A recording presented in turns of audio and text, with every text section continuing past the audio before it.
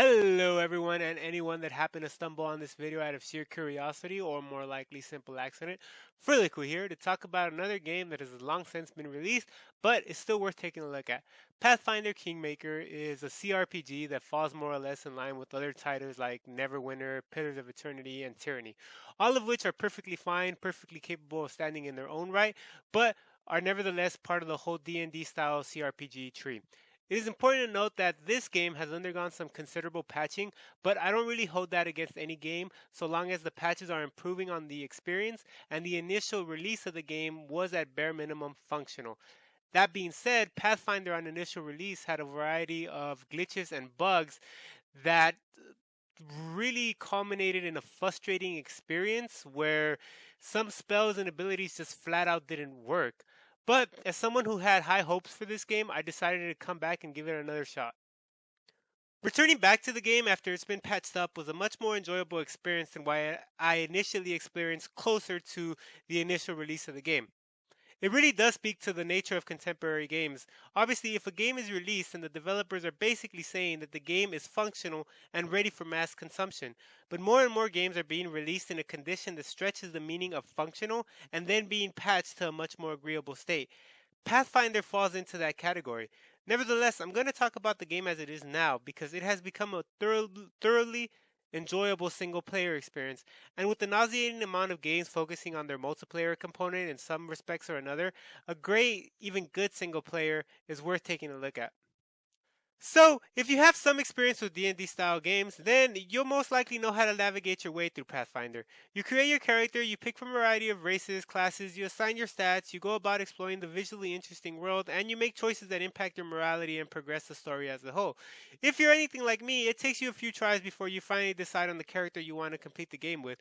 This is usually due to one, I either end up making a character that is frustratingly inept at combat, or at the bare minimum doesn't pan out the way I thought it would pan out, or two, I don't like how the character fits into the narrative created by my choices as the game progresses.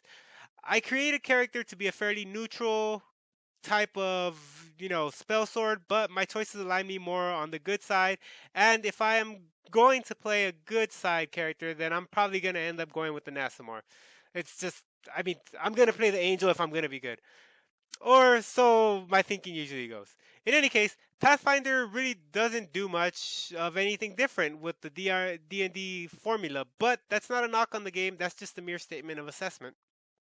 So, if Pathfinder is little more than another D&D style CRPG, what makes it worth playing?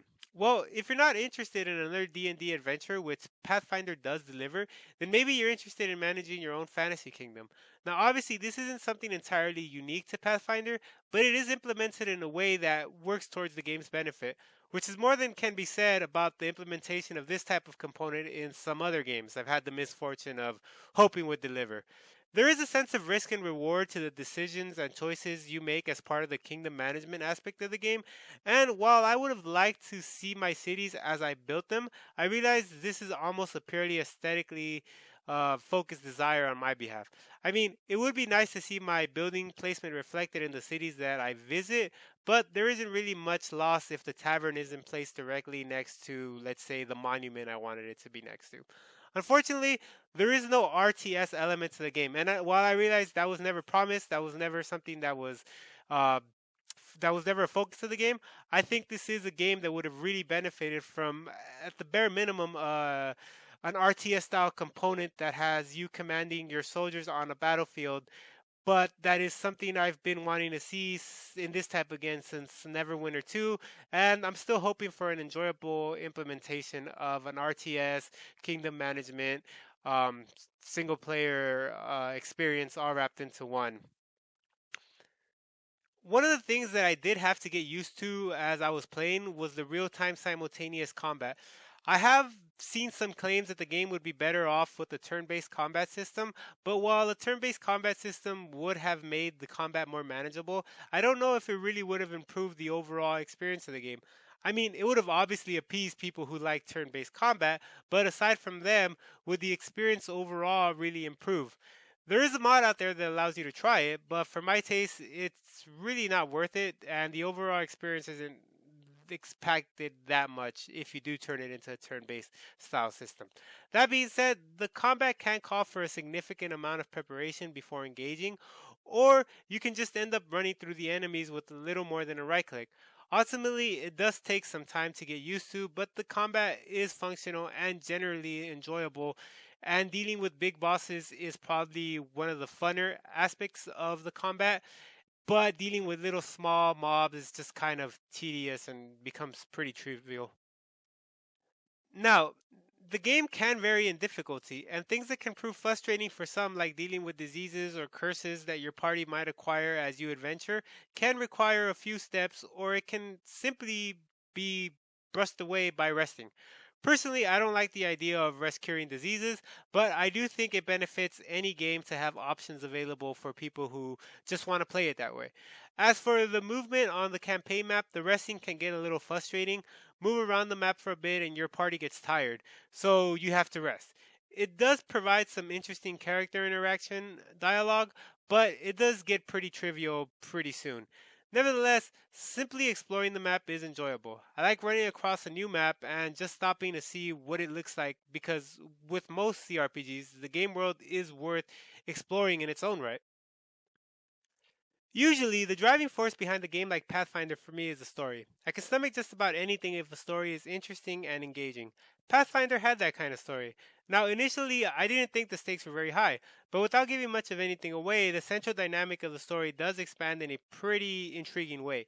Character storylines are worth exploring, but they're also a mixed bag. Some characters are not that interesting, at least for me. For example, I didn't really like the barbarian. She just kind of came off as irritating, but I did have to have her in my party almost throughout the entirety of the campaign because I needed her physical damage. Now, the nihilistic dwarf, he was funny. He was interesting. I kind of wanted to see, well, I kept him in my party because I wanted to see his commentary and where his storyline would eventually lead him. The rest of the characters are in a similar boat. Equandayo was useful in the party, but his story was kind of bland, I suppose. I didn't even use Rigongar. He was just. I guess that might have been because I was playing a similar class as him, but honestly, had no interest in exploring that character whatsoever. In any case, Pathfinder provides a single player experience that is worth at the very least an attempt to overlook its blemishes. It does have some DLC available that enhances the core game, but nothing necessary to enjoy the base game itself. I mean, unless you feel that a tiefling is central to a D&D adventure, which I sort of did, so I immediately bought that DLC when it came out. Although I am sure you can probably find the game on discount on any given discount store like Humble or Fanatical, it is worth noting that you could potentially spend up to $80 on everything the game has to offer.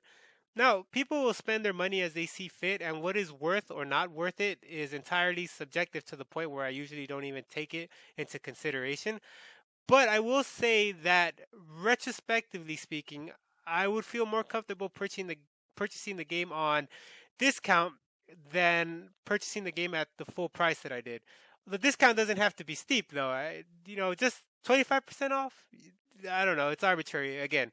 But then again, I am living off of microwavable food, so take that as you will.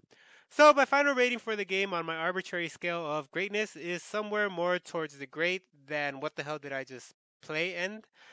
So what's that, like a 3.9 out of 5 or something similar? I don't know. I'm not very good with numbers or basic math.